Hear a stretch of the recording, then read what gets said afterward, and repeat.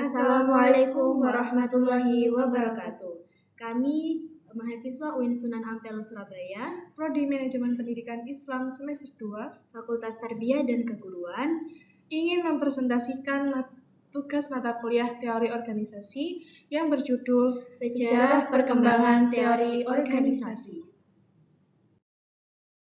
Baik, saya Amelia Zahitul Ulia dengan NIM 060103240061 dan saya Alia Safinatun Najah dengan NIM 060203240006. Baik, di sini kami akan membahas beberapa topik.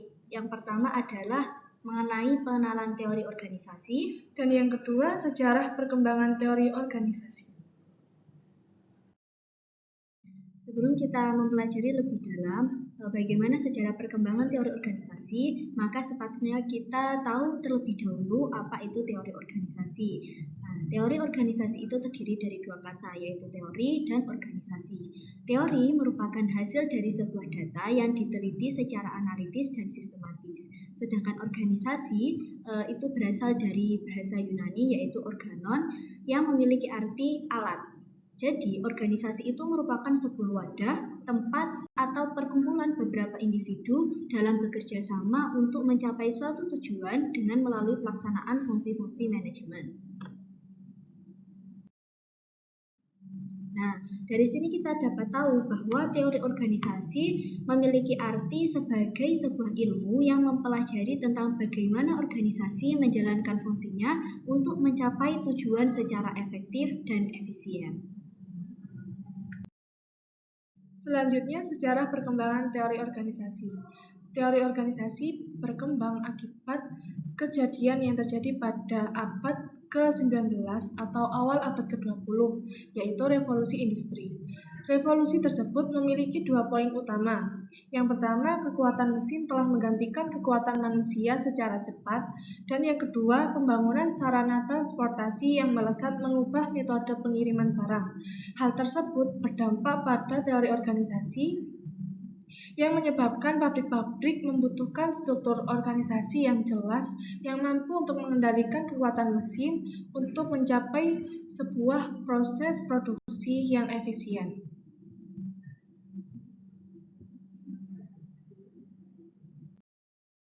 Nah, berdasarkan revolusi industri, tadi muncullah pendekatan atau teori yang digunakan untuk meninjau suatu masalah di sebuah organisasi. Di antaranya, yang pertama, teori sistem. Ludwig von Bertalanffy merupakan tokoh ahli biologi yang mengusulkan teori sistem, yang kemudian ditindaklanjuti oleh Ross Ashby pada tahun 1940-an.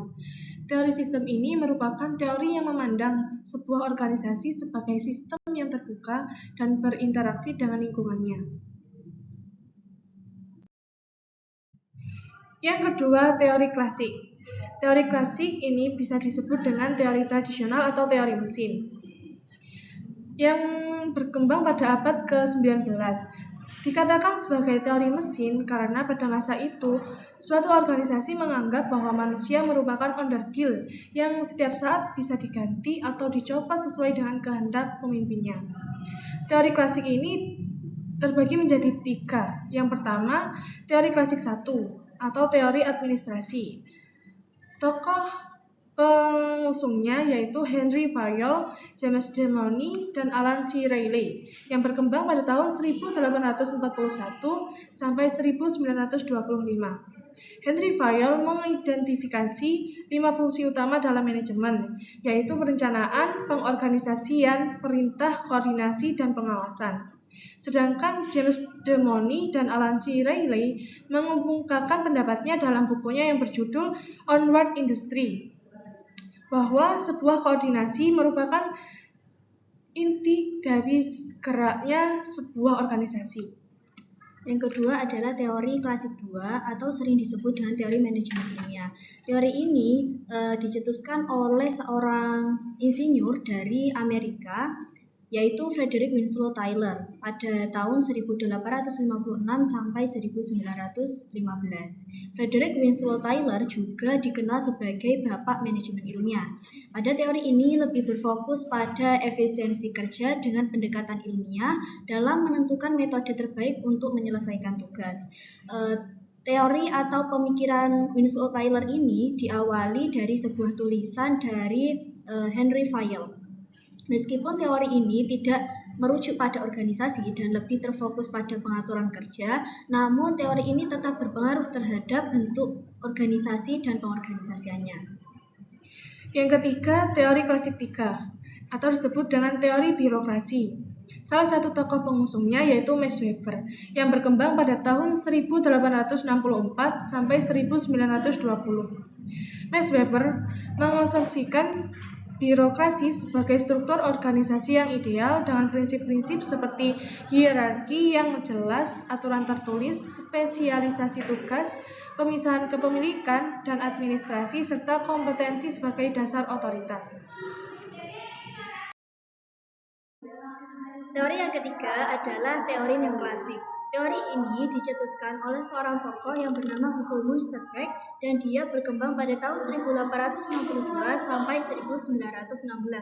Teori ini muncul diakibatkan adanya sebuah penelitian yang dilakukan oleh Elton Mayo. Teori ini lebih terfokus pada aspek hubungan antar manusia dalam organisasi. Namun, teori ini memiliki beberapa kekurangan. Di antaranya, dia kurang memperhatikan struktur pembagian tugas, tanggung jawab, dan wewenang ataupun secara lebih luas dikenal sebagai anatomi organisasi. Teori neoklasik muncul bukan sebagai sebuah teori baru, namun dia sebagai penyempurna atau pelengkap dari teori klasik. Yang keempat, teori modern.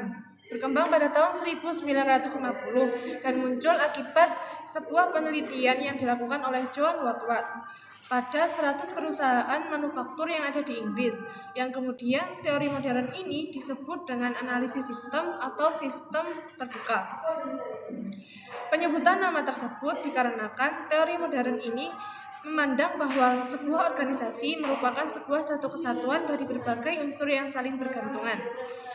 Teori organisasi klasik dan teori neoklasik tadi yang telah disebutkan dianggap belum memuaskan untuk tuntunan manajemen modern, sehingga mendorong munculnya teori modern ini yang dianggap dapat menyatukan pandangan dalam analisis organisasi.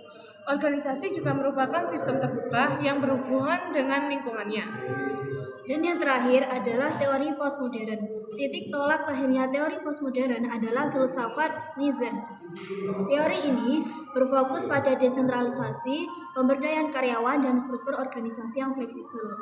Teori ini berisi tentang teori-teori sekitar tahun 1975 sampai sekarang. Teori ini berpandangan bahwasanya suatu organisasi terdiri dari berbagai tim yang beragam, namun tetap saling berkaitan atau berhubungan satu sama lain. Yang kedua, koordinasi dibangun melalui kebutuhan pekerjaan. Yang ketiga, entitas atau tim diorganisasikan dalam flat organisasi atau flat design, pekerja diberdayakan dan dilibatkan dalam sebuah pekerjaan, serta segala sistem informasi disebarluaskan. Yang terakhir, dia menekankan pada prinsip continuous improvement. Berdasarkan penjelasan yang telah kami sampaikan tadi, dapat diambil kesimpulan bahwasanya teori organisasi adalah sebuah ilmu yang mempelajari tentang bagaimana organisasi menjalankan fungsinya untuk mencapai tujuan secara efektif dan efisien. Sejarah terjadinya perkembangan teori organisasi dikarenakan sebuah kejadian besar, yaitu revolusi industri yang terjadi pada akhir abad ke-19 atau awal abad ke-20 yang menyebabkan munculnya beberapa teori organisasi, yang diantaranya teori sistem, teori klasik, teori neoklasik, teori modern, dan teori postmodern. Akhirnya kita telah sampai pada akhir presentasi ini. Organisasi yang hebat bukan hanya tentang sebuah struktur dan aturan, namun tentang orang-orang yang ada di dalamnya yang mau diajak bekerja sama dalam mencapai visi yang lebih besar. Terima kasih, mohon maaf bila presentasi kami belum sempurna. Jika ada yang sempurna, mungkin saat kita masih bersama. Akhir kata, Assalamualaikum warahmatullahi wabarakatuh.